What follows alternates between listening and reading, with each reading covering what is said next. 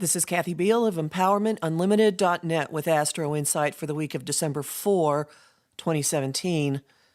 Weirdness is definitely in the air as the week begins. It's a holdover from the exceedingly strange Gemini full moon from Sunday. It's a weird combination of steam and fog and confusion and not quite knowing what's real and what's not real. And maybe wondering if some people are crazy or if maybe you're nuts. You're probably not nuts.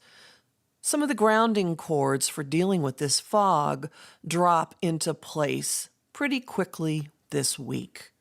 And they all have to do with the planet Saturn, the influence of structure, stability, solidity, the planet of adulting, I'm calling it these days, and you'll hear me say that an awful lot for the next few years, but more about that in a later podcast.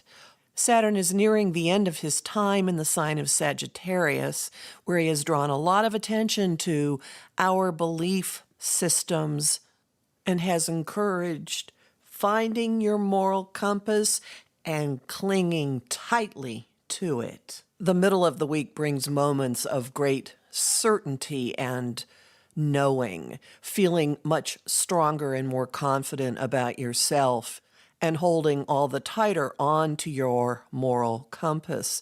Watch also for messages that bring certainty and structure in some way. That's the notion of the grounding cord. As Mercury retrograde links up with Saturn, you could know your own mind more fully, have a sense of clarity and calm and certainty in your approach to something, and likely have an increased sense of knowledge of yourself.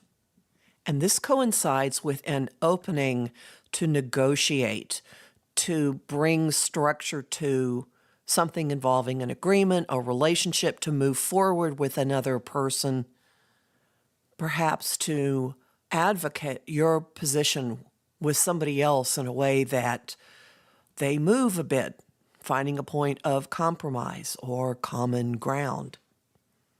This is another one of the grounding cords.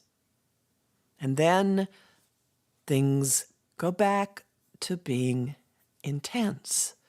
The fog is lifting a bit, and Mars, the planet that rules our drive, changes signs, dives into the deep, dark, intense waters of Scorpio, where it will eventually meet up with Jupiter.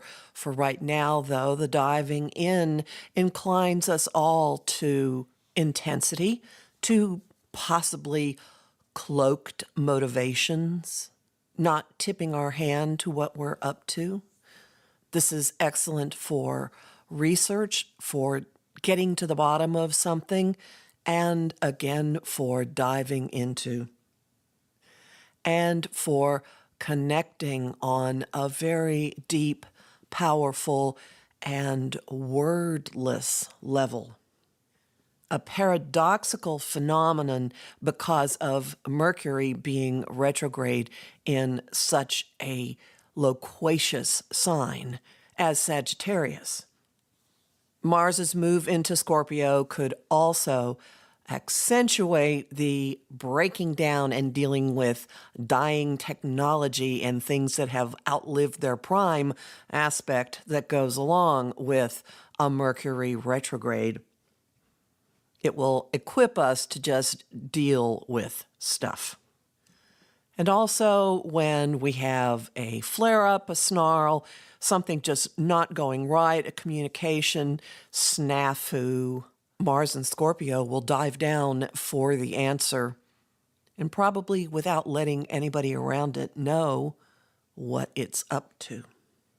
By the weekend, the retrograde propensity for things breaking will get almost laughable, but this will also bring with it breakthroughs in the way we're thinking about things.